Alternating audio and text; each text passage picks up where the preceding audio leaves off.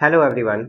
आज सर हम क्या करेंगे, देखिए आपका जो आईसीएआई है, आपके आईसीएआई ने केस बेस और एमसीक्यू दिए हुए हैं, अलग से इसकी एक बुकलेट लॉन्च कर रखी है। इस बुकलेट से जितने भी आज जीएसटी के क्वेश्चन है, जितने भी जीएसटी के क्वेश्चन है, इसको एक वीडियो में मैं बना के भी आपको दे देता हूँ। अप्रोक्सीमेटली 4 to 5 मार्क्स तक का आपको इसका बेनिफिट मिल जाएगा।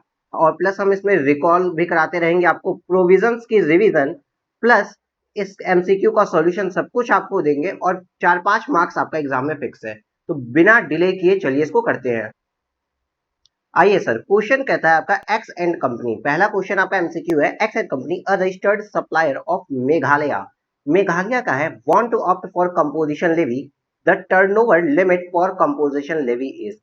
सर कंपोजिशन लेवी की लिमिट क्या है मेघालय के लिए, तो कुछ इस तरीके से आपको बताया गया था। Special category states, special category state में याद करो हमने बताया था MMTN, MMT आपको मेक माई ट्रिप प्लस एन, तो ये था। इसमें सर आपने बोला कि सर एम से तो मेघालय भी आता है, लेकिन हमने आपको बताया था मेघालय का मतलब होता है मेघ मतलब बादल, तो बादल हमेशा बड़ी लिमिट पे लगेंगे, यहाँ पे 20 लाख की लिमिट लगती है। रजिस्ट्रेशन वाली बात ही बताते हैं। और एमएमटी मिजोरम, मणिपुर, त्रिपुरा और नागालैंड, इसके लिए 10 लाख रुपीज तक की लिमिट है। और ये जो बाकी बसते हैं इसके लिए 20 to 40 लाख की लिमिट है। लेकिन सर जब यहाँ पे हमने आपको कुछ देखो अच्छे से पढ़ाया था, बार बार उतने अच्छे से रिवाइज करना पॉसिबल नहीं है अब। सर 75 लाख रुपए जब कंपोजिशन की आती है बात, तो ये स्पेशल कैटेगरी की स्टेट होते हैं जहां पे 75 लाख रुपए की लिमिट लगती है। कौन कौन से सर? एमएमटीएन वाले तो है ही, प्लस मेघालय, एपी, अरुणाचल प्रदेश, आंध्र प्रदेश नहीं है, अरुणाचल प्रदेश, तेलंगाना, पांडिचेरी, पुडुचेरी, उत्तराखंड और सिक्किम, इसके लिए 75 लाख की लिमिट है। लेकिन रेस्ट ऑफ द इंडिया के लिए आपके लिए 1.5 करोड़ की लिमिट लग जाती है कंपोजिशन लेवी के लिए, जिसमें आता है जम्मू एंड कश्मीर, हिमाचल प्रदेश, आसाम। सर बहुत से बच्चों का आसाम में गलती होती है, आसाम में 1.5 करोड़ की लिमिट चली गई, और अदर जितने भी स्टेट्स ऑफ इंडिया है वो सारे के सारे कहाँ चले गए? 1.5 करोड़ में। सर स्पेशल कैटेगरी स्टेट्स क्या होती है? स्पेशल कैटेगरी स्टेट सर होते हैं आपके ये जम्मू एंड कश्मीर, हिमाचल प्रदेश, आसाम, मेघालय, अरुणाचल प्रदेश, तेलंगाना, पुडुचेरी, उत्तराखंड, सिक्किम, और ये MMTN। तो सर इस तरीके से समझ में आता है कि मेघालय में 20 लाख की रजिस्ट्रेशन लिमिट और 75 लाख रुपए की कंपोजिशन लिमिट लगती है। हमारा क्वेश्चन है सर कि मेघालय में कंपोजिशन लेवी कहां पे आएगी, तो सर मेघालय में कंपोजिशन लेवी के लिए मेरा 75 लाख रुपए की लिमिट हो जाएगी। नेक्स्ट क्वेश्चन, क्वेश्चन नंबर 2 पढ़ते हैं। The person making inter state supplies from Madhya Pradesh is compulsory required to get registered under GST. Yes, पहली बात तो ये बात सही है। अगर इंटर स्टेट सप्लाई आप कर रहे होते हैं, अगर आप इंटर स्टेट कोई भी सप्लाई कर रहे होते हैं और आपने 1 रुपए की भी इंटर स्टेट सप्लाई की है ना बॉस, आपने अगर ₹1 की भी इंटर स्टेट सप्लाई कर दी जहां बॉर्डर क्रॉस कर दिया, तो कंपल्सरी रजिस्ट्रेशन करना पड़ता है, कंपल्सरी रजिस्ट्रेशन करना पड़ता है। लेकिन एक बात याद रखना, inter state supply of goods होना चाहिए। Inter state of supply of services पे ऐसा नहीं है कि 1 रुपए की भी inter state supply of service कर दी तो आपको रजिस्ट्रेशन करना पड़ेगा। लेकिन inter state supply of goods अगर आपने कर दिया तो 1 रुपए का भी गुड्स अगर इंटर स्टेट चला गया तो आपको रजिस्ट्रेशन करना पड़ता है। यहाँ पे इंटर स्टेट इन्होंने क्या किया, सप्लाई किया मध्य प्रदेश से, क्या इनको कंपल्सरी रिक्वायर्ड करना पड़ेगा registration under GST? Yes. In case of making inter state supply of taxable goods irrespective of the amount aggregate turnover in a financial year, आपको ऐसा करना पड़ता है। तो आपका यहाँ पे आंसर हो जाएगा डी। ओके, यस सर, ये बात भी समझ में आ गई है। ये बात आपको अगेन मैं याद दिलाना चाहूंगा कि inter state supply of service के केस में ऐसा नहीं है। वहां पे आप थ्रेशोल्ड का वहां पे आप थ्रेश होल्ड का बेनिफिट ले सकते हैं, लेकिन जहां पे गुड्स की बात आ जाती है, इंटरस्टेट सप्लाई ऑफ गुड्स, यहाँ पे बाबू 1 रुपए का भी अगर इंटरस्टेट हो गया तो आपको जीएसटी के अंदर रजिस्ट्रेशन लगना पड़ेगा। ये 20 लाख 10 लाख कोई भी आपको थ्रेशोल्ड का बेनिफिट नहीं मिलता है। आते हैं नेक्स्ट क्वेश्चन। तीसरा क्वेश्चन आपसे कहता है which of the following services are exempt from GST. भैया जीएसटी में कौन से सर्विसेज एग्जेम्प्ट है? तो पहला testing of agriculture produce sir exempt है। देखो कृषि, एग्रीकल्चर, प्राइमरी सेक्टर, भारत एक कृषि प्रधान देश है, प्राइमरी सेक्टर से रिलेटेड काम एग्जेम्प्ट हो जाता है, जीएसटी से नहीं लगता उसके ऊपर। तो भैया एग्रीकल्चर प्रोड्यूस, जो भी एग्रीकल्चर प्रोड्यूस है उसकी टेस्टिंग, हाँ सर जी हमने पढ़ा है कि ये क्या होती है, एग्जेम्प्ट होती है। Supply of farm labour, farm labour की सप्लाई करना जीएसटी के दायरे से बाहर हो जाता है। और warehousing of agriculture produce, agriculture produce के वेयर हाउसिंग को भी जीएसटी के बाहर रखा गया है। इवन इसमें आपने अब राइस भी पढ़ रखा है, राइस भी पढ़ रखा है, आटा भी पढ़ रखा है, तो इसको भी वे इसकी agriculture produce minor forest products वगैरह की वेयर हाउसिंग को इन्होंने क्या किया हुआ है, जीएसटी से बाहर कर रखा है। तो सर क्या ये तीनों ही एग्जेम्प्ट हो गए? जी हाँ, ये तीनों ही एग्जेम्प्ट है, इन तीनों पे जीएसटी की बात नहीं की जाएगी। तो आपका सॉल्यूशन हो जाएगा डी, जहां पे पहला दूसरा तीसरा ये तीनों ही एग्जेम्प्ट अंडर जीएसटी है। क्वेश्चन नंबर 4 पे आते हैं। क्वेश्चन नंबर 4 बोला, mister N Goyal has booked a room of rent in Sunshine hotel for the purpose of lodging on 10th August. 10th अगस्त को इन्होंने भाई साहब ने रूम बुक किया है, ठीक है।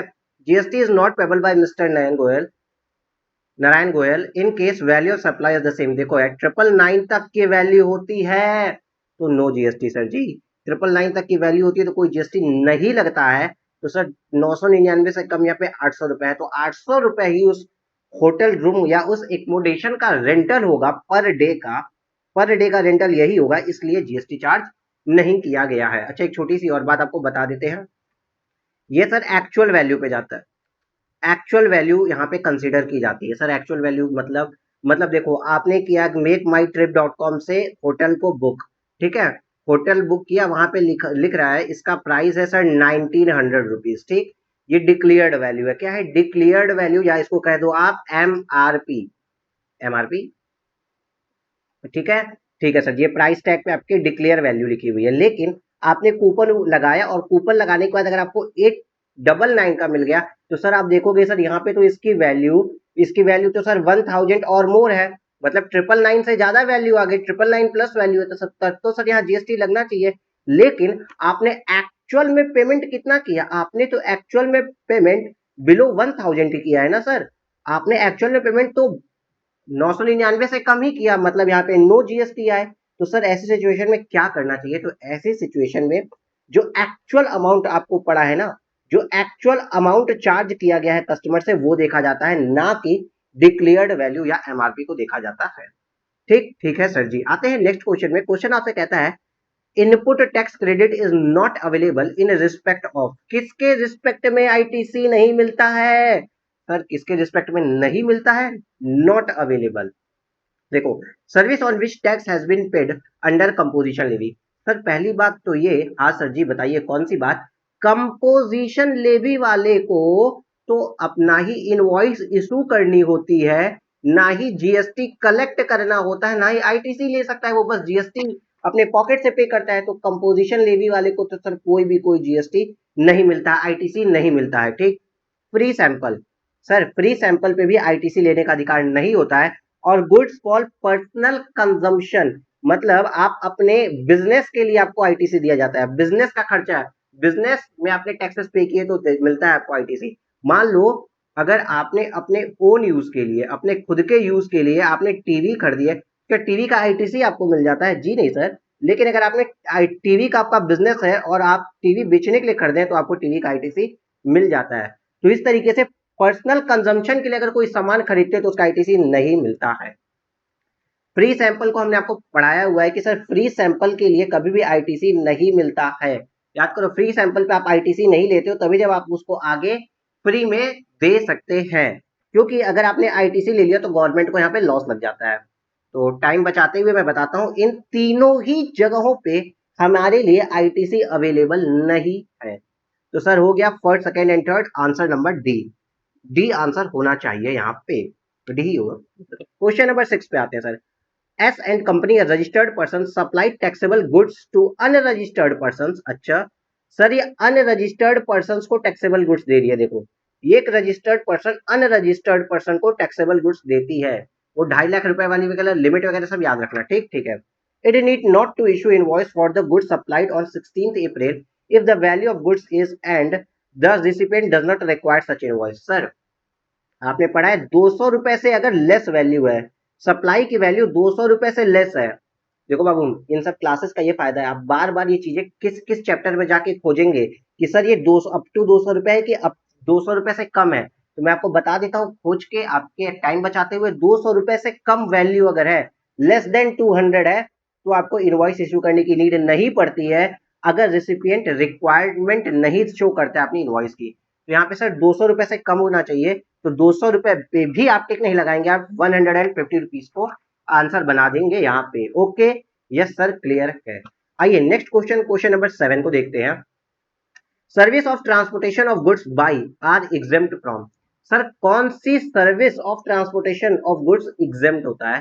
तो सर देखो, पहली बात तो ये हमेशा याद रखना है, इनलैंड वाटरवे मतलब, इनलैंड वाटरवे मतलब ये भारत के मानचित्र है। गंगा नदी आपने ली, कानपुर से गंगा में आपने कानपुर में एक माल रखा, वो बोट के रास्ते कोलकाता चली गई, तो ये इनलैंड वाटरवे मतलब आपने भारत की नदियों के थ्रू सामान का आवागमन ट्रांसपोर्टेशन किया है, तो इस पे जीएसटी की बात नहीं की जाती है। तो सर आपका आंसर नंबर 2 तो होगा ही होगा, साथ में और क्या क्या होंगे अभी देखते हैं।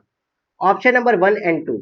सर 1 बोला रोड से, रोड ट्रांसपोर्ट से exemption. Sir good transport agency से तो नहीं है, लेकिन रोड से एग्जेम्पशन है। कैसे, अभी आपको हम बताते हैं। दूसरा आपसे कहता है sir third and fourth, third good transport agency and courier agency. Sir इन दोनों से कभी भी आपका transportation, service of transportation free नहीं होता है, जीएसटी तो लगेगा जीटीए के केस में। सर फोर्थ अगेन सर इससे भी नहीं होगा, कोरियर वाले तो पैसा लेते ही हैं सर ट्रांसपोर्टेशन का। सर डी ऑप्शन आ गया आपका, बोल रहा है नंबर 1 एक्सेप्ट 3 एंड 4 एंड 2। तो सर 2 तो होगा ही होगा, देखो यहाँ पे क्या सर 2 तो होगा, मतलब ये सही है, लेकिन इसने बोला नंबर 1 भी देखिए एक्सेप्ट 3 एंड 4। तो नंबर 1 मतलब रोड से तो हो रहा है, लेकिन वो जीटीए भी नहीं कर रहा है और कोरियर वाला भी नहीं कर रहा है। मतलब देखो, रोड से ट्रांसपोर्टेशन तो हो रहा है, लेकिन वो जीटीए वाला भी नहीं कर रहा है, कोरियर एजेंसी वाला भी नहीं कर रहा है। मतलब सर कॉल कर रहे हैं, हम बैलगाड़ी में लेके जा रहे हैं, बैलगाड़ी से लेके जा रहे हैं, वो जीटीए वाला भी नहीं है। मैं अपनी खुद की पर्सनल कार में गुड्स को लेके जा रहा हूँ, ऑक्सीमीटर बेचता हूँ भाई मैं, ऑक्सीमीटर, मैंने ऑक्सीमीटर चढ़ाया अपनी कार से, चला गया बेचने के लिए, तो क्या ये ट्रांसपोर्टेशन गुड्स का रोड के थ्रू नहीं हो रहा? हाँ सर, लेकिन ये ना ही गुड्स ट्रांसपोर्ट एजेंसी है और ना ही कोरियर एजेंसी है, तो ये भी मेरे लिए जीएसटी यहाँ पे भी नहीं आएगा। तो service of transportation of goods exempt हो जाएगा किस केस में? अगर रोड से भेजे, लेकिन वो ना ही जीटी है ना ही कोरियर है और इनलैंड वाटर में भेज दिए, तो सर एग्जेम्पशन आ जाएगी। मतलब सर ऑप्शन नंबर डी मेरा करेक्ट हो जाएगा। क्लियर सर, क्लियर है। नेक्स्ट क्वेश्चन पे आते हैं। तो ट्रांसपोर्टेशन ऑफ क्या चीज by rail from Chennai to Gujarat are exempt from GST. तो देखो भाई बहुत इजी चीज है।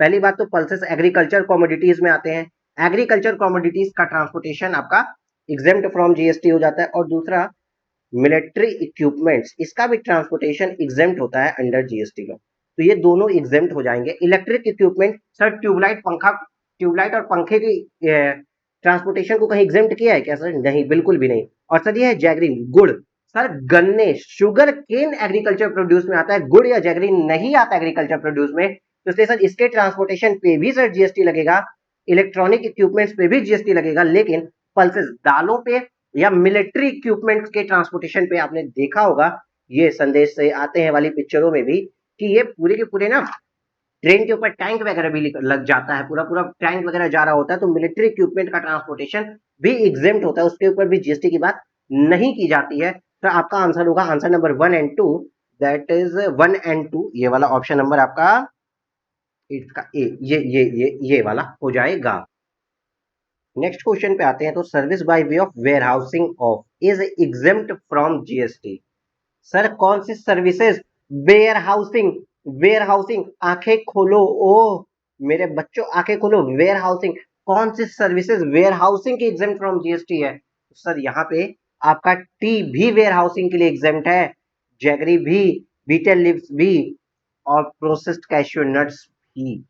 सर क्या बात कर रही है सर, सारे के सारे हो जाएंगे 1 2 एंड 3। प्रोसेस्ड कैश्यू नट नहीं, सॉरी ओनली नट्स हैं, ओनली नट्स को हम कहते हैं प्रोसेस्ड कैश्यू नट्स नहीं है। ये तीनों आपके एग्जेम्प्ट हो जाते हैं जीएसटी से। लेकिन सर अभी आपका थोड़ा सा यहाँ पे प्रॉब्लम आएगा, आप कहेंगे सर यहाँ पे तो सर जैगरी पे जीएसटी लग गया था, तो पढ़ो ये ट्रांसपोर्टेशन था और यहाँ पे ये वेयर हाउसिंग है, ये minor final sorry minor forest produce भी नहीं है और ना ही ये प्राइमरी प्रोड्यूस है, एग्रीकल्चर प्रोड्यूस है जैगरी। फिर भी ये ना होते हुए भी जैगरी की वेयर हाउसिंग को एग्जेम्प्ट किया गया है। टी की भी वेयर हाउसिंग, देखो टी लीव्स होते हैं तो ये रॉ होता, लेकिन चाय बना दी गई है, चाय की पत्तियों से प्रोसेस कर दी गई है, उसके बाद भी इसके वेयर हाउसिंग को एग्जेम्प्ट किया गया है जीएसटी के अंदर। आपका सॉल्यूशन यहाँ बनता है, सॉल्यूशन बनता है आपका D, first second and third. और आपको यहाँ पे याद करने के लिए एक छोटी सी चीज हमने यहाँ लिखी है, देखो आओ बच्चों तुम्हें दिखाएं जो हमने लिखा है। Warehousing of minor forest produce pulses, दाल हो, नट्स हो, फ्रूट्स या वेजिटेबल्स हो। देखो यहाँ पे क्या था, नट्स नहीं था, प्रोसेस्ड कैशू नट था।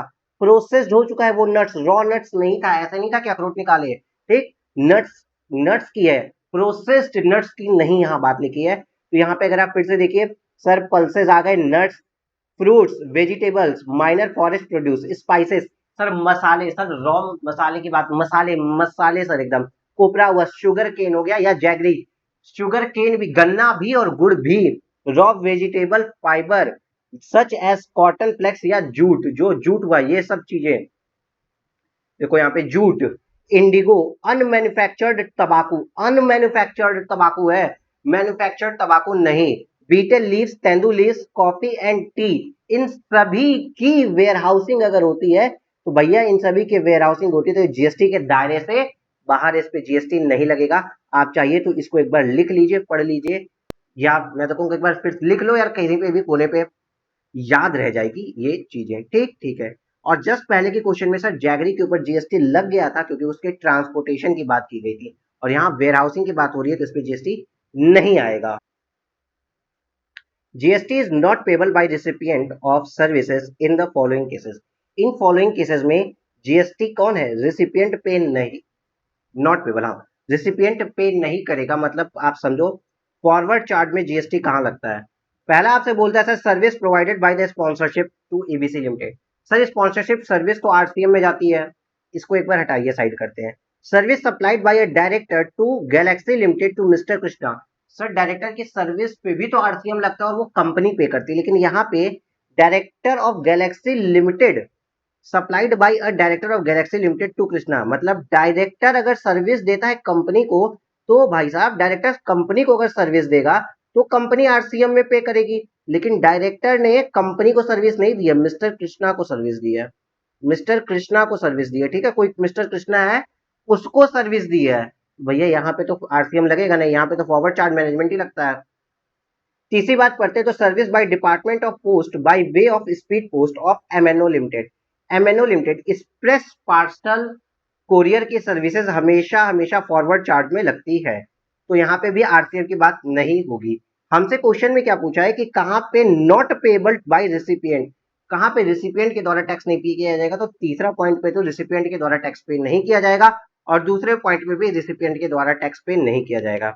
फिर service supplied by a recovery agent to S and SP bank, bank के रिकवरी एजेंट की सर्विसेज पे कौन टैक्स पे करता है, सर रिकवरी एजेंट होते हैं, ये एजेंट होते हैं, बैंक को सर्विस देते हैं, बैंक का पैसा जाते हैं वसूल करके लाके बैंक को देते हैं।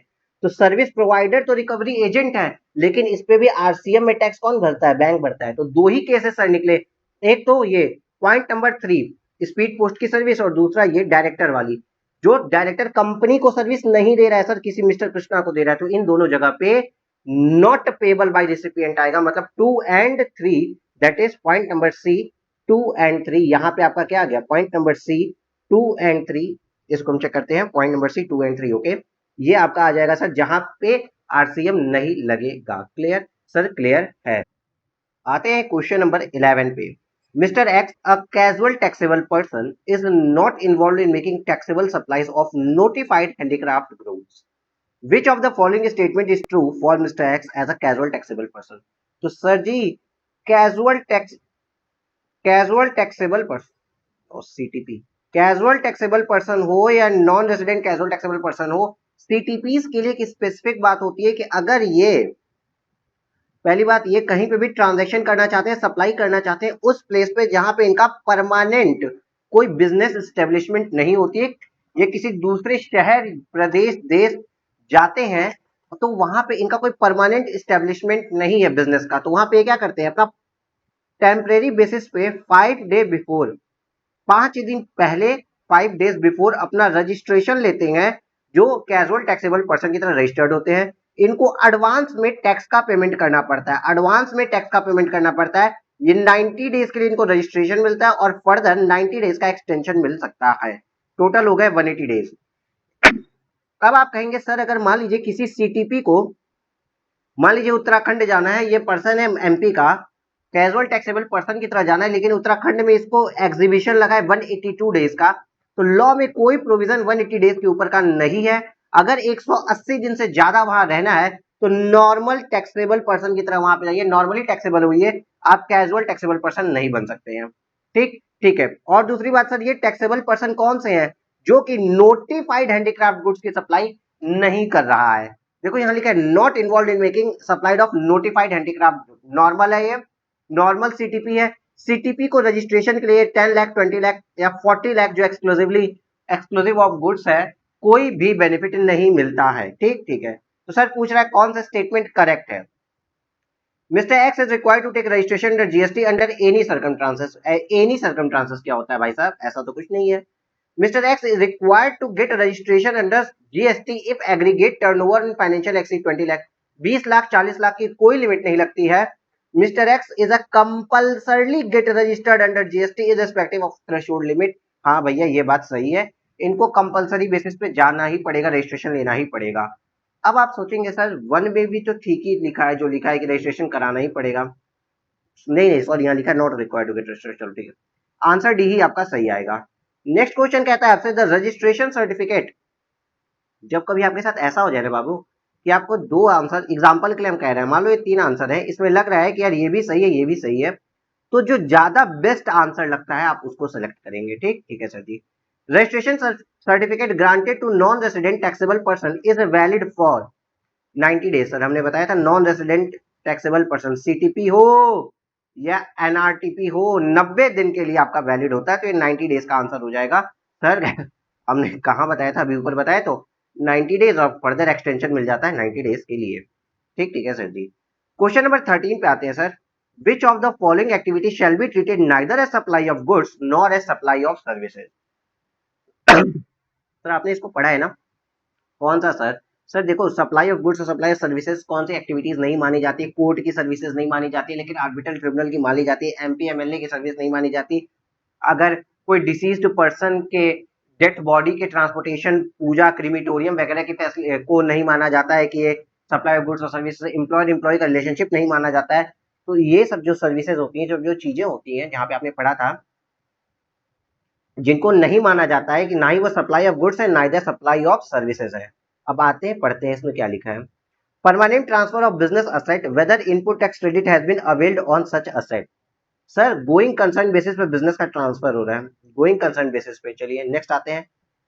Temporary transfer of intellectual property right. Sir ये तो सप्लाई ऑफ सर्विस में आता है। Transportation of disease. सर मृतक व्यक्ति की डेड बॉडी का ट्रांसपोर्टेशन किसी भी सर्विस में नहीं आता है। ठीक ठीक है सर जी, तो ये थर्ड पर्सन हट जाएगा। चौथा, service by employee to employer in the course of employment. Sir employee employee का, एम्प्लॉयर और एम्प्लॉय रिलेशनशिप भी सर्विस के डेफिनेशन से बाहर है, तो इसका मतलब सर तीसरा और चौथा ये जो चीज लिखी है ना सर, ये दोनों ही नहीं आएंगे आपके। पॉइंट नंबर डी हो जाता है मेरे अकॉर्डिंग आंसर। 13 का point number D. Okay sir ji. Question number 14 पढ़ते हैं sir. Balance in electronic credit ledger can be utilise against only of output tax payable के लिए होता है। देखो सर, जो इनपुट टैक्स क्रेडिट होता है ना आपके पास, आपने कोई परचेज किया, आपने परचेज किया 1 लाख रुपए का आइटम, इस पे आपको 18,000 रुपए जीएसटी पे किया, तो ये आपकी आईटीसी बन जाती है। तो जब इस आइटम को आप बेचेंगे, 1 लाख रुपए के आइटम को, मान लीजिए आपने 1,20,000 रुपए में बेचे, जो जीएसटी का आउटपुट टैक्स आता है, इसका इसका पेमेंट आप इससे कर सकते हैं, इसके आईटीसी से आप इसका पेमेंट कर सकते हैं। इलेक्ट्रॉनिक क्रेडिट लेजर का पेमेंट सिर्फ और सिर्फ आउटपुट टैक्स पेबल के लिए हो। अगर इंटरेस्ट होता है तो आपको कैश लेजर के थ्रू, पेनल्टी या फी, इसके लिए आपको कोई क्रेडिट नहीं मिलता है भाई साहब। इसके लिए आप क्रेडिट के पैसे का इस्तेमाल नहीं करेंगे। आप मतलब गलत काम कर रहे हो, क्रेडिट के पैसे का इस्तेमाल करोगे? बिल्कुल भी नहीं। तो आउटपुट टैक्स पेबल के लिए ही आईटीसी का यूज होता है। क्लियर? हाँ सर जी, क्रिस्टल क्लियर हो गया है। How much aggregate turnover is calculated for, how much नहीं, how the aggregate turnover, how the aggregate turnover is calculated for determining threshold limit of registration. Sir कैसे होता है? देखो, कोई भी ऑल इंडिया पैन लेवल पे, पैन इंडिया बेसिस पे जितनी भी आपकी टर्नओवर हुई हो, सारी की सारी turnover including including exempt turnover, including exempt turnover, but exclude क्या करते हैं आप? पहली बात तो आरसीएम वाली सप्लाई, इनवर्ड सप्लाई, जिसपे आपने रिवर्स चार्ज में टैक्स भरा, उसको इंक्लूड नहीं किया जाता। दूसरा, जीएसटी वगैरह भैया नहीं हो। मान लो अगर यहाँ पे क्या टर्नओवर आपका 1 लाख प्लस 18,000, तो एग्रीगेट टर्नओवर आप 1,18,000 नहीं लेते हैं, इसमें जीएसटी का पोर्शन इंक्लूड नहीं होता एग्रीगेट टर्नओवर में। क्लियर? Clear sir. चलिए आइए अब पढ़ते हैं क्या लिखा हुआ है। Aggregate turnover include all taxable supplies excluding the value of inward supplies on which tax is payable by a person on reverse charge basis and interstate supply। काहे भाई इंटर सप्लाई को क्यों हम एक्सक्लूड करेंगे, भी तो इंक्लूड होती है। All supply include all supply, all supply, all supply मतलब चाहे इंटर स्टेट हो चाहे इंट्रा स्टेट हो। ठीक ठीक है सर। यहाँ पे बोला all taxable supplies, all taxable intra state supplies, ये क्या बात हुई भाई। और यहाँ पे आते हैं, क्या बोला है, ऑल टैक्सेबल सप्लाईज, ठीक है, excluding the value of invert supplies which taxes payable under person, ठीक है, आरसीएम बेसिस पे उसको हटा देंगे। एग्जम्प्ट सप्लाई इंक्लूड है export of good service and inter state supplies of a person having same pan computed all India basis excluding taxes if any charge under CGST SGST act. ये बात तो okay लग रही है। Next देखते हैं, each state separately, ये बात भी गलत है सर, पैन बेसिस पे होता है। और यहाँ पे क्या बोल रहा है, including the value of inward supply exempt supply and interest supply for a person. चलो सर, इसमें जीएसटी को एक्सक्लूड करने की बात नहीं लिखी है, आपका बेस्ट आंसर डी आ रहा है। Clear sir ji? क्लियर है। Within how many days a person should apply for registration, जिस दिन आप लाइबल टू गेट रजिस्टर्ड होते हैं उसके 30 डेज के अंदर अंदर।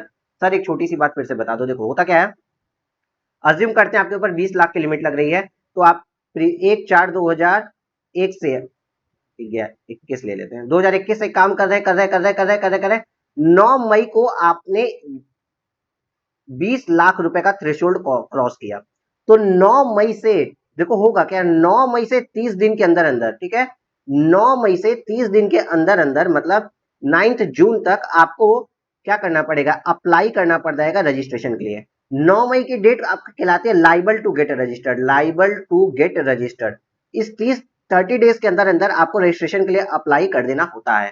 ठीक, अब मान लीजिए सर 9 जून तक आपने, अब 9 जून 8 जून को आपने अप्लाई कर दिया, आपको रजिस्ट्रेशन मिला है 5 जुलाई को, ठीक है, तो माना जाएगा अगर आपने इस 30 दिन के अंदर अंदर अप्लाई किया था तो माना जाएगा आप रजिस्टर्ड कब से हुए। इफेक्टिव डेट ऑफ रजिस्ट्रेशन मानी जाएगी 9th ऑफ मई, आपकी इफेक्टिव डेट ऑफ रजिस्ट्रेशन हो जाती है, इफेक्टिव डेट ऑफ रजिस्ट्रेशन। और इन बिटवीन पीरियड यहां से यहां तक के लिए आपको फर्दर 30 डेज मिलेंगे जब आप इनवॉइसिंग इशू कर सकते हो। ठीक ठीक है सर जी। अब सर दूसरा इंपैक्ट हम आपको फिर से बता देते हैं, अगर आपने 30 दिन के अंदर अंदर नहीं अप्लाई किया और आप यहां आके अप्लाई करते हैं तो आपके साथ क्या होगा, अगर आपने 30 दिन के बाद अप्लाई किया तो जिस दिन आपको रजिस्ट्रेशन सर्टिफिकेट मिलेगा उस दिन से आपका इफेक्टिव डेट ऑफ रजिस्ट्रेशन हो जाएगा और आप बैक डेट के लिए फिर कोई भी टैक्स इनवॉइस इशू नहीं कर पाएंगे। चलो सर, एक छोटा सा रिकैप तो मैंने आपको दे दिया, अब हम लेके चलते हैं आपको क्वेश्चन पे। क्वेश्चन ने पूछा था शुड अप्लाई फॉर रजिस्ट्रेशन कितने दिन, तो within 30 days from the date he become liable to get registered. 16 का भी आ जाएगा आपका आंसर। ठीक है सर जी, हाँ सर जी आ गया। 17 पे आते हैं, K and associate made an application for cancellation of GST registration in the month of March due to closure of business. भैया के ने अपना बिजनेस बंद कर दिया है तो इनको भैया final registration, sorry final return तो बाद में देंगे, अपना कैंसिलेशन करवा लिए हैं। कैंसिलेशन करवाते हैं तो भाई साहब GSTR 10 के अंदर एक फाइनल रिटर्न जाती है, फाइनल रिटर्न जाती है। ठीक ठीक है सर। इस application is cancel to get registration was approved on 14th of September. तो जिस दिन आपकी ये क्या कहते हैं एप्लीकेशन अप्रूव हो जाती है उसके विद इन 3 मंथ आपको GSTR 10 में फाइनल रिटर्न देना होता है। In the given case K associate क्या करेगी, required to file final return, ठीक है, 13 दिसंबर, 14 सितंबर से 14 अक्टूबर, 14 नवंबर, 14 दिसंबर, 14 दिसंबर के पहले पहले देना होगा। 3 महीना देख लो, 3 मंथ, 14 दिसंबर तक का टाइम मिलता है। तो required to final return on or before 14 of December, ये आपको बाय डिफॉल्ट याद रह जाएगा। GSTR 10 3 महीने का समय मिलता है। ठीक ठीक है। क्वेश्चन नंबर 18, इसमें आपका ICI क्या कहता है, हम डायरेक्ट वही आपको पढ़ा देते हैं। इसने सीधी बात बोली है कि जोलो एंड कंपनी, यहाँ पे इसकी 3 ब्रांचेज हैं, एक है जलंधर में, दूसरी है अमृतसर में, तीसरी है लुधियाना में, इन स्टेट ऑफ पंजाब। ठीक ठीक है sir ji. Amritsar and Ludhiana branches are engage in supply of garment and Jalandhar branch engage in supply of shoe. Which of the following option is are legally available, legally available for registration of जोलो and company. तो भाई legally available है कि भाई साहब जो आपका अमृतसर है, लुधियाना है और जलंधर है, अमृतसर, लुधियाना और जलंधर, ये तीनों चूंकि पंजाब में है तो आप एक ही रजिस्ट्रेशन लेके तीनों का काम कर लो, या फिर आपके पास एक दूसरा ऑप्शन है कि भैया तीनों को अलग अलग रजिस्ट्रेशन कर ले लो। बिकॉज प्लेस ऑफ बिजनेस के बेसिस पे, प्लेस ऑफ बिजनेस के बेसिस पे तीनों का अलग अलग रजिस्ट्रेशन ले लो, या एक ही रजिस्ट्रेशन के अंदर तीनों का काम करो। पहले एक अलग सिस्टम चलता था जो शायद आप लोगों में से कुछ बच्चों ने पढ़ा होगा, जिसको कहते थे business vertical base. Business vertical base ये कहता था कि आपका जो बिजनेस डिफरेंट है, एज लाइक मान लो जलंधर, ये कौन सा, एक लुधियाना, लुधियाना जलंधर ब्रांच, सॉरी जलंधर में शू का काम है ना, तो कहते थे कि शू वाले के लिए अलग ले लो, बाकियों के लिए अलग ले लो। ये पहले कंसेप्ट चलता था। जब बिजनेस वर्टिकल वर्ड हुआ करता था आपके लॉ में, लेकिन बिजनेस वर्टिकल वर्ड हटा दिया गया है और बिजनेस प्लेस वर्ड आज आ गया है। ठीक ठीक है सर जी। तो इस बेसिस पे अब जो आपके आईसीआई ने आंसर दिया वो कहा है या तो फिर आप तीनों का अलग अलग रजिस्ट्रेशन ले लो, या तो फिर एक ही रजिस्ट्रेशन के अंदर काम कर लो, जो कि ऑप्शन नंबर 1 2 के अकॉर्डिंग जाता है, और आपका सॉल्यूशन आइदर 1 और 2 हो जाता है। C point clear? Yes sir ji, clear हो गया है। चलिए नेक्स्ट क्वेश्चन आपने आते हैं, what is the validity of registration certificate. Registration certificate की वैलिडिटी क्या है?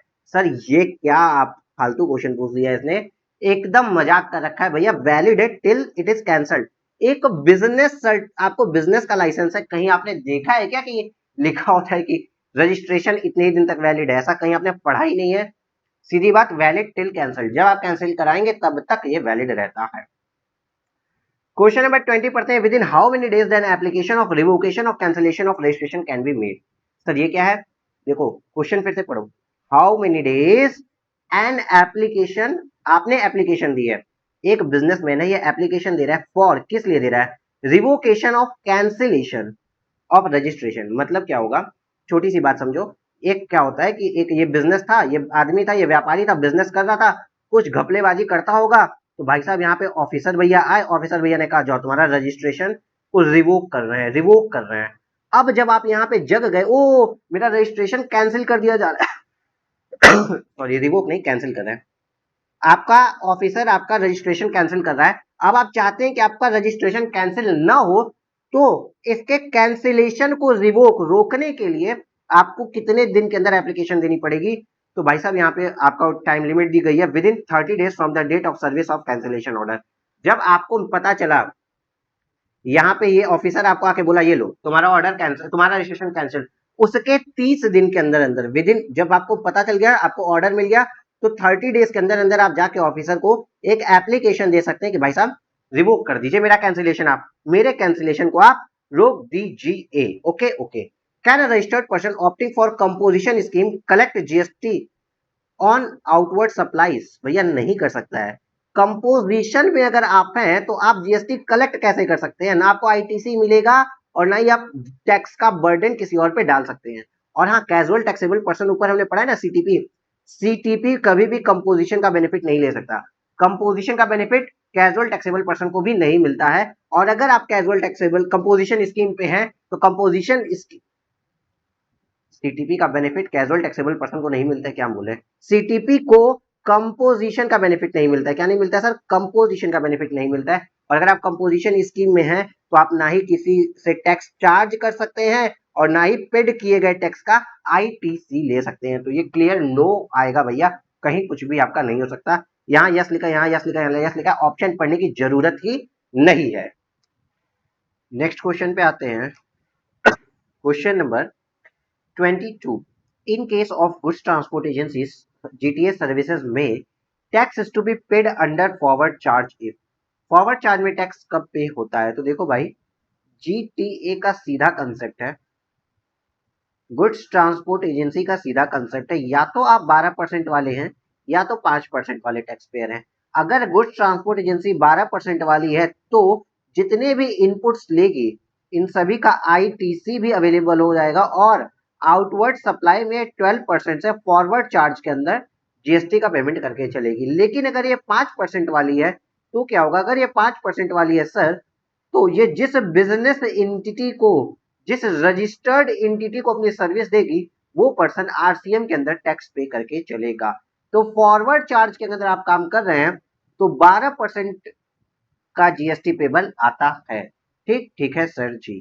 तो आपका ऑप्शन नंबर 22 का ए सही हो जाएगा।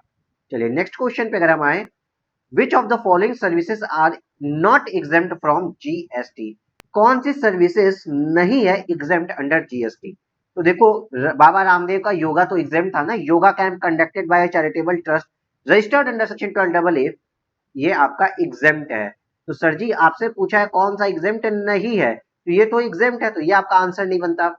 दूसरी बात पूछते हैं आपसे, services provided by business correspondent to the rural branch of bank. देखो रूरल ब्रांच को बिजनेस करेस्पॉन्डेंट की फैसिलिटी एग्जेम्प्ट होती है सर जी, ये भी तो सर एग्जेम्प्ट होता है, अच्छे से हमें भी याद है। तीसरा पढ़ते हैं sir, service provided by cord blood bank of preservation of stem cell, इसको तो प्रमोट किया जा रहा है सर। स्टेम सेल आपकी बुक के अंदर तीसरा चौथा डायग्राम ही इसका बना हुआ है सर, मतलब आपके एग्जामिशन के चैप्टर में सबसे पहले यही चीजें पढ़ाई जाती है, ब्लड क्लॉट स्टेम सेल्स वगैरह। सर ये भी एग्जेम्प्ट है, तो सर क्या एग्जेम्प्ट नहीं है? Service provided by commentator to a recognised sport body, ये सर आपका जो है ये एग्जेम्प्ट नहीं है, इस पे जीएसटी आएगा। लेकिन इससे रिलेटेड एक बात भी हम आपको बताना चाहेंगे। देखो रिकॉग्नाइज्ड स्पोर्ट्स बॉडी अगर हम देखें तो सर रिकॉग्नाइज्ड स्पोर्ट बॉडी को या से होने वाली सर्विसेज एग्जेम्प्ट है, लेकिन रिकॉग्नाइज्ड स्पोर्ट्स बॉडी को जो सर्विसेज प्रोवाइड की जाती है एज अ सेलेक्टर, भाई सेलेक्ट कर रहे हैं कि किसको हमें खिलवाना है किसको नहीं खिलवाना है, कमेंटेटर कमेंटेटर ठीक है सर। उसके बाद सर या तो फिर आप क्यूरेटर लेते हैं या तो फिर सर टेक्निकल एक्सपर्ट कोई ले रहे हैं, टेक्निकल एक्सपर्ट। अगर ये चार लोग रिकॉग्नाइज्ड स्पोर्ट बॉडी को अपनी सर्विसेज देते हैं तो साहब ये लोगों के ऊपर जीएसटी आएगा। जीएसटी नाम का दानव अपनी आंखें खोल लेगा और इनसे जीएसटी लेगा। अरे जीएसटी लेगा तो हंसा दो ना इसको, जीएसटी लेगा ठीक है। लेकिन सर दूसरी बात यहीं पे, अगर यहाँ पे क्या होता ना, अगर लिखा है कि एक कोई रेफरी अपनी सर्विस दे रहा है, कौन रेफरी, या सर अंपायर कोई सर्विस अपनी दे रहा है, अरे सर प्लेयर आके विराट कोहली खेल ही रहा है, या कोई कोच है सर, कोच है इनका बिजनेस कोच कह रहे हैं सॉरी, टीम का कोच है, या फिर सर टीम का कोई मैनेजर ही क्यों ना है, टीम का अगर कोई मैनेजर है, ये पांच लोग अगर कोई सर्विस देते हैं तो सर ये जीएसटी के दायरे से बाहर हो जाती है। यहाँ पे कोई भी जीएसटी नहीं लगेगा, जीएसटी डिपार्टमेंट यहाँ रो आएगा, रोने लगेगा सर जीएसटी, यहाँ पे इसको कोई जीएसटी नहीं मिलता है। तो यहाँ पे जीएसटी के बारे में कोई बात नहीं होगी, लेकिन यहाँ जीएसटी लग जाएगा। तो ये आपको याद रखना है क्या सर, सेलेक्टर है, कमेंटेटर है, क्यूरेटर है या टेक्निकल एक्सपर्ट, अगर किसी रिकॉग्नाइज्ड स्पोर्ट बॉडी को अगर अपनी सर्विसेज दे रहे हैं तो वहां जीएसटी लगता है, वो एग्जेम्प्ट नहीं है। तो यहाँ पे सर कमेंटेटर ने दिए थी अपनी सर्विस, मित्रों मित्रों करके उसने अपनी कमेंट्री दी थी, तो यहाँ पे जीएसटी लग जाएगा। It is not exempt from GST. Is it clear? Yes sir clear हो गया है। क्वेश्चन नंबर 24 पढ़ते हैं, which of the following activity is a supply of service? कौन सी एक्टिविटी सप्लाई ऑफ सर्विस है? चलिए क्वेश्चन नंबर 24 में अगर हम देखें तो transfer of right in goods, देखो ट्रांसफर ऑफ गुड्स नहीं है, गुड्स में अगर कोई अधिकार देते हैं, मैंने आपको अपनी कार दे दी, जाओ बेटे मेरे कार को यूज कर लो और हमें 2 रुपए दे देना, ठीक है, तो मैंने राइट टू यूज अगर दिया तो वो हमेशा क्या होता है, right to use as a service होती है। दूसरा, undivided share in goods without transfer of title in goods, undivided share दे दिया, मतलब मान लीजिए कि कोई कार मैंने और मेरे दोस्त ने मिलकर खरीदी थी, इस कार में हम दोनों का अनडिवाइडेड शेयर है, इस अनडिवाइडेड शेयर को ट्रांसफर कर दिया गया, तो इसको भी सप्लाई ऑफ सर्विस के तहत ही माना जाता है। Sir supply of service point number 1 तो आपका आ गया। दूसरा पढ़ते हैं, transfer of title in goods, आपने किसी को अपनी पेन बेच दी, गाड़ी ही बेच दी, अपना ओनरशिप ट्रांसफर कर दिया, तो ओनरशिप ट्रांसफर किया, that's called transfer of goods या supply of goods, not supply of service. तो ये तो आपका सप्लाई ऑफ गुड्स के अंदर आता है ना सर, आपसे पूछा है सप्लाई ऑफ सर्विस, तो ये आपका ऑप्शन तो नहीं बनेगा। तीसरा बोलता है transfer of title in goods under an agreement which stipulates that property shall pass at future date upon payment of full consideration, ये होता है आपका sir hire purchase system, hire purchase का सिस्टम, जिसमें ये होता है कि 2014, 15, 16, 17, 18, 19 तक आप पेमेंट करते जा रहे हो, जिस दिन लास्ट इंस्टॉलमेंट आपने पेमेंट कर दिया उस दिन आपको ट्रांसफर हो जाता है, आपको टाइटल डीड मिल जाती है। तो इस तरीके के हायर परचेज के ट्रांजेक्शन को भी सप्लाई ऑफ गुड्स कहा जाता है, ना कि सप्लाई ऑफ सर्विस कहा जाता है। सर ये भी आपका ऑप्शन नहीं बनेगा। अगर सॉरी बेटा खांसी थोड़ी ज्यादा आ रही है। Supply of goods, supply of services अगर आपको जानना है कि सप्लाई ऑफ सर्विस क्या बनेगी, तो ऑप्शन नंबर 1 है आपका, जो सिर्फ और सिर्फ सप्लाई ऑफ सर्विस बन रहा है। नेक्स्ट क्वेश्चन पे आते हैं, क्वेश्चन नंबर 25। 25वां नंबर आपसे कहता है Rama limited has provided following information for the month of September. हमसे बोल रहा है कैलकुलेट एग्रीगेट टर्नओवर निकालना है। सर एग्रीगेट टर्नओवर सारे टर्नओवर जुड़ते हैं। Inter state outward supply, inter state outward supply 8 lakh की सर ऐड हो जाएगी। Inter state exempt supply 5 lakh की सर ऐड हो जाएगी। टर्नओवर एक्सपोर्टेड गुड्स 10 लाख का सर ऐड हो जाएगा। Payment made for availing GTA services 80, जैसे तो मेरा ट्रांसपोर्टेशन का खर्चा है, मेरा ये एक्सपेंसेस है ना कि टर्नओवर है। एक्सपेंसेस को तो टर्नओवर में इंक्लूड करते नहीं। टोटल टर्नओवर सर मेरा आ गया 10 5 15 8 23 लाख, 23 लाख रुपीज सर मेरा टोटल खर्चा आएगा। तो आपका पॉइंट नंबर 23 का 23 नहीं 25 का सी सही है, 23 लाख रुपए ये सही आ गया। चलिए नेक्स्ट क्वेश्चन पे आते हैं, question number 26। P limited has its registered office under Companies Act 2013 in the state of Maharashtra, from where it ordinarily carries the business of taxable goods. ठीक है sir ji. It also have a warehouse in the state of Telangana for the storing said goods. उन्हीं taxable goods के store करने के लिए एक warehouse भी आपने लिया है। What will be the place of business of P Limited under GST law? Sir GST law के अकॉर्डिंग तो warehouse भी मेरा place of business के अंदर आता है, warehouse भी आता है, तो सर तेलंगाना भी हो जाएगा और महाराष्ट्र भी हो जाएगा। Both A and B sir मेरा आंसर आएगा, बोथ ए एंड बी। अब आपको एक छोटी सी हम बात यहाँ पे रख लाते हैं। देखो मान लो दो स्टेट है, एक है यूपी मेरा, दूसरा है एमपी मेरा। एमपी में क्या है कि एमपी में हमारा एक शॉप है जहां से मेरा ऑफिस है, सिर्फ और सिर्फ ऑफिस है, यहाँ से कोई भी प्रोडक्ट की सेल परचेज कुछ नहीं होती है, ठीक। और सर एक है सर मेरा गुजरात में एक शॉप है, यहाँ से सिर्फ और सिर्फ बिकता क्या है, गेहूं, सिर्फ और सिर्फ गेहूं बिकता है, ठीक। ठीक है सर जी, केवल और केवल सर वीट बिकता है, गेहूं बिकता है। यूपी में सर मेरा गारमेंट्स का बिजनेस है, यहाँ पे गारमेंट्स की सेल होती है, यहाँ वेयर हाउस है, सब कुछ है। तो अगर आप कहें ना सर प्लेस ऑफ बिजनेस, तो सर सबके सब है मेरे। अगर आप कहें कौन liable for registration under GST, तो जहां से हम टैक्सेबल सप्लाई करते हैं सिर्फ और सिर्फ यही मेरा लाइबल टू रजिस्टर्ड है। अगर थ्रेशोल्ड पार हो गई है तो 40 लाख रुपए से भी ऊपर मेरा सेल्स है तो टर्नओवर मेरा 40 लाख एक्सीड कर गया। लेकिन जो गुजरात में मेरा जहां से सिर्फ और सिर्फ हम गेहूं का बिक्री करते हैं, गेहूं तो मेरी सर टैक्सेबल गुड्स ही नहीं है, एग्जेम्प्ट है, या केवल बुक्स हम जहां से बेचते हैं वो सर एग्जेम्प्ट है, तो इस प्लेस पे रजिस्ट्रेशन लेने की जरूरत नहीं होती है। यहाँ पे आपसे इसने क्या पूछा था, प्लेस ऑफ बिजनेस पूछा था, कहीं पे भी registered place of business under GST नहीं पूछा था, इसलिए बोथ ए एंड बी ही आप देंगे, याद रखिएगा कुछ चीजें। और ये अलग से मैंने जो बात बताई उसको भी आप याद रखिएगा। देखो क्वेश्चन के बगल में छोटी मोटी चीजें हम बार बार इसलिए बता देते हैं जो कि आपको इस लास्ट मोमेंट पे अच्छा लगे और आपकी तैयारी में बूस्टअप दे, ठीक। ठीक है sir ji. Question number 27, and exempt supply include, क्या क्या एग्जेम्प्ट सप्लाई इंक्लूड करता है, 1 2 3 और ये एग्जेम्प्ट सप्लाई क्या होती है सर, सप्लाई ऑफ गुड्स और सर्विस और both which attract nil rate, ठीक है। एग्जेम्प्ट सप्लाई के अंदर देखो, एग्जेम्प्ट सप्लाई को जहां बोला गया है ना, वहां पे बोला गया एग्जेम्प्ट सप्लाई, एग्जेम्प्ट इंक्लूड्स निल रेटेड, नॉन टैक्सेबल सप्लाई, ये लॉ की लैंग्वेज है, नॉन टैक्सेबल सप्लाई और होली एग्जेम्प्ट, इन तीनों को ही एग्जेम्प्ट सप्लाई बोला जाता है, यहाँ पे लिखा हुआ है एक्ट के अंदर, ठीक।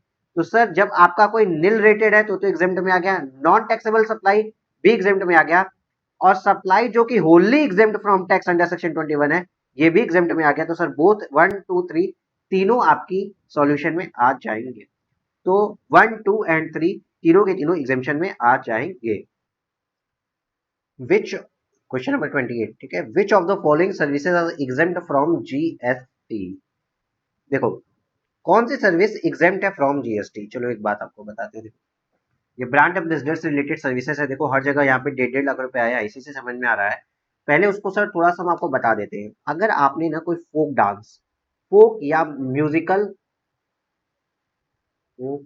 म्यूजिकल या आप इसको सच बोले तो क्लासिकल परफॉर्मेंस करते हैं, क्लासिकल परफॉर्मेंस अगर आपने की है, क्लासिकल परफॉर्मेंस करते हैं, और कहाँ पे सर, म्यूजिक का सेक्टर हो, ड्रामा करते हो आप, ड्रामेबाज है आप, या फिर आपने ड्रामा कह रहा हूँ, ड्रामा को ड्रामा ना लिख के हम इसको ये इसको डांस लिखते हैं, और ड्रामा को हम थिएटर लिख रहे हैं, जो एग्जैक्ट वर्ड है थिएटर, थिएटर, ठीक है, थिएटर करते हैं। अगर आपने इसमें कोई फंक्शन किया है और आपका रेम्यूनरेशन एक्सीड नहीं करता है, नॉट एक्सीड करता है 1.5 लाख रुपए, मतलब अगर आपने up to 1.5 lakh, up to 1.5 lakh रुपए तक अगर आपने कोई फोक या क्लासिकल परफॉर्मेंस की है म्यूजिक डांस या थिएटर के लिए और 1.5 लाख रुपए तक का आपको पेमेंट रिसीव हो रहा है तो जीएसटी की बात नहीं की जाएगी। लेकिन अगर यही सब आपने एज अ ब्रांड एम्बेसडर किया है ना, ब्रांड एम्बेसडर किया है, तो भाई साहब यहाँ पे कोई एग्जेम्पशन की बात नहीं है। ब्रांड एम्बेसडर किया है तो अगर ये 1.5 लाख की जगह 25,000 रुपए भी है तो भी यहाँ जीएसटी के बारे में बात कर दी जाएगी। अगर आप ब्रांड एम्बेसडर बन के काम करते हो तब तो आपके ऊपर जीएसटी लगेगा, लेकिन अगर आप ब्रांड एम्बेसडर नहीं हो तो 1.5 लाख रुपए तक की लिमिट का आपको बेनिफिट दे दिया जाएगा। तो यहाँ पूछा गया है कौन सी सर्विस एग्जेम्प्ट होती है? Service by an artist by way of performance of classical art form of painting. Sir painting तो आपने कहीं नहीं लिखा। देखो जो स्पेसिफिकली म्यूजिक स्पेसिफिकली है भाई साहब कि म्यूजिक होना चाहिए, डांस होना चाहिए, थिएटर होना चाहिए, कहीं पे लिखा है क्या कि पेंटिंग या स्कल्पचर होना चाहिए? नहीं। सर इसका मतलब इसमें कोई एग्जेम्पशन नहीं आएगी, इस वर्ड पे पिट गई कंडीशन। सेकंड देखते हैं, service of artist by way of performance in modern art. Modern art, sir हमने फोक और क्लासिकल को कहा है कि मॉडर्न आर्ट को कहा है? मॉडर्न आर्ट को तो हमें बढ़ावा देना ही नहीं है। मॉडर्न आर्ट हट हट, चलो मॉडर्न आर्ट को हटा दिया हमने। सी पॉइंट पे आते हैं, service by an artist by way of performance of folk or classical art form. हाँ सर ये ठीक था। Of music dance and theatre with consideration thereof exceeding 1.5 lakh. Sir exceeding नहीं है सर, नॉट एक्सीडिंग 1.5 लाख है जो यहाँ लिखा है, नॉट एक्सीडिंग 1.5 लाख। तो सर ऑप्शन नंबर डी हो जाएगा मेरा करेक्ट आंसर। ठीक ठीक है सर जी। देखो जब आप इतना पढ़ लोगे ना आपका 3 से 5 मार्क्स पूरा कंप्लीट प्रिपेयर हो जाएगा। जो आएगा ही आएगा। डायरेक्ट क्वेश्चन 3 से 5 मार्क्स तक की बात कर रहे हैं, बाकी आपका रिवीजन तो हो ही जाएगा इसको पढ़ने पे। Service by way of admission to is not exempt from GST.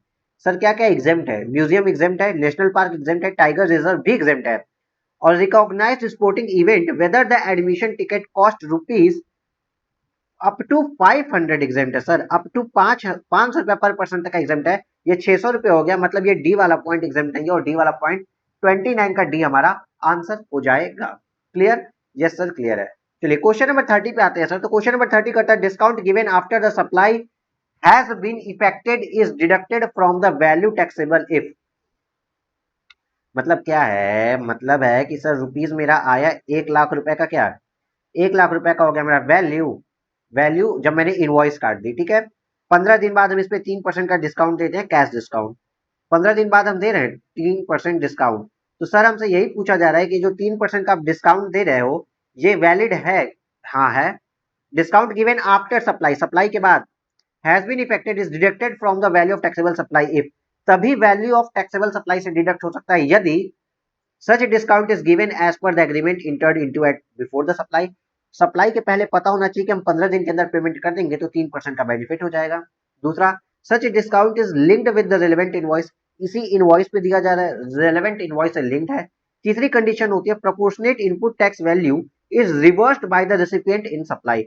Sir ये तीनों कंडीशन सेटिस्फाई होनी चाहिए, तीनों ही कंडीशन इसकी सही है। तीसरी कंडीशन का क्या मतलब है? मतलब मान लो 10,000 रुपए था, तो 10,000 रुपए पे 10% की रेट से 1,000 रुपए का जीएसटी आपने इनपुट ले लिया, इनपुट जीएसटी आपको मिला। जब आपने इनवॉइस मिला तो आपने इनपुट अपने में क्लेम 1,000 रुपए का कर दिया होगा ना? हाँ सर। तो जब आपको 10% आपको मान लो 1% का डिस्काउंट मिल रहा है तो इस 1,000 रुपए में का 1% 10 रुपए का आप अपने इनपुट को भी रिवर्स करिए। ये आप तीसरी वाली कहानी कह रही है। बहुत ज्यादा डिटेल नहीं कर सकते, टाइम की कमी है। तो ये तीनों ही कंडीशन सही है, तीनों ही कंडीशन सेटिस्फाई होनी चाहिए, तो इसका ऑप्शन आ जाएगा डी, जो 1 2 3 के बारे में बात कर रहा है। ठीक ठीक है sir ji.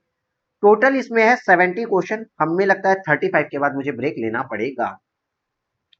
Question number 31, in which of the following situation recipient need to add input tax credit available to him to his output tax liability. Okay sir ji, आइए हम आपको एक सेकंड में आपको फिर से ये वाला क्वेश्चन भी पढ़ा देते हैं। देखिए हुआ क्या है, एक एग्जाम्पल को लेके समझाते हैं। ये है मिस्टर ए और ये है मिस्टर एम एम एम चलो एम, ठीक है। मिस्टर ए ने, यहाँ पे एम को क्यों ले यार, मिस्टर बी, ठीक। ए ने बी को माल बेचा है सर, 1 लाख रुपए का माल बेच दिया, सोल्ड किया है, सोल्ड। इस 1 लाख रुपए का माल सोल्ड किया है जिसपे 18% जीएसटी के हिसाब से 1,18,000 रुपए की पूरी इनवॉइसिंग चली है। ये है महीना जनवरी का, 1 जनवरी को इन्होंने माल बेच दिया, ठीक। सर इनको माल मिला तो इनको जो बेचा गया माल तो इनवॉइस भी आया, और 18,000 रुपए का सर इन्होंने तो जनवरी में ही अपना दिखा दिया 18,000 रुपए। ठीक, और अब यहां से जाएगा पेमेंट, लेकिन अभी पेमेंट गया नहीं है, पेमेंट अभी हुआ नहीं है देखो।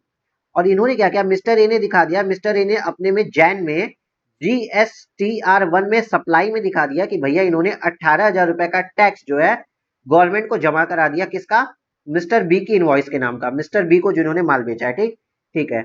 और मिस्टर बी भैया ने तो अपने फॉर्म 2A में इसका ITC बुक भी कर लिया जनवरी महीने, फरवरी में, चलो फरवरी में तो इनको मैक्सिमम फरवरी में कर लिया होगा इन्होंने।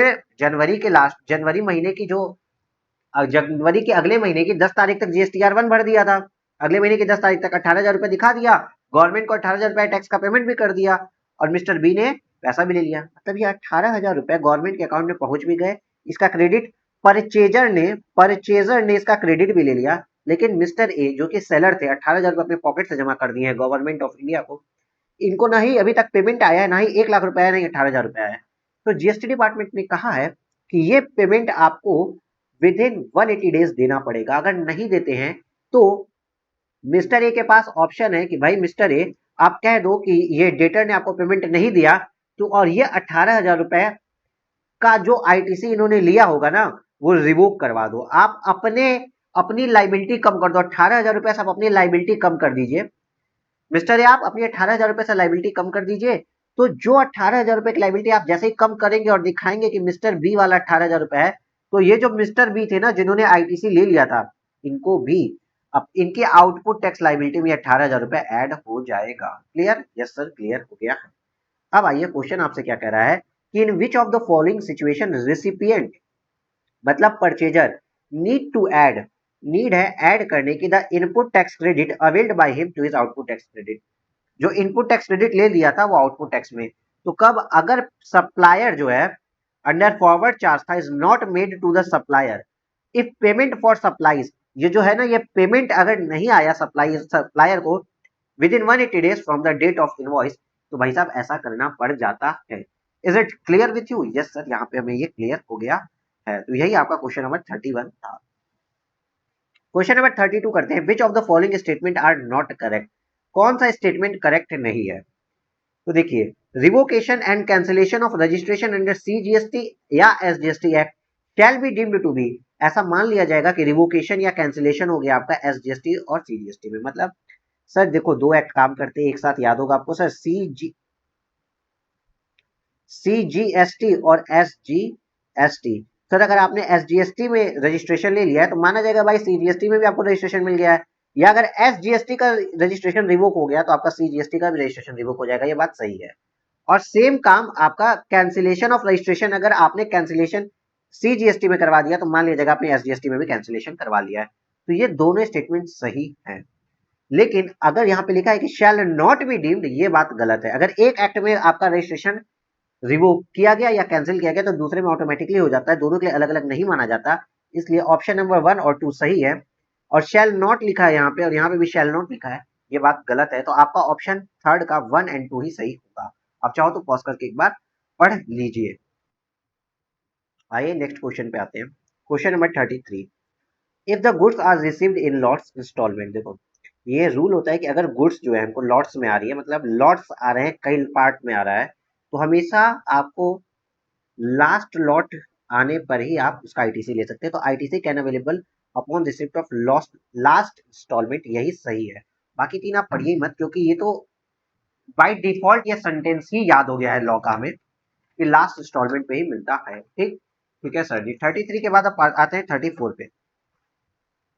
For banking companies using input and output services partly for taxable supplies and partly for exam supplies, which of the statement is true?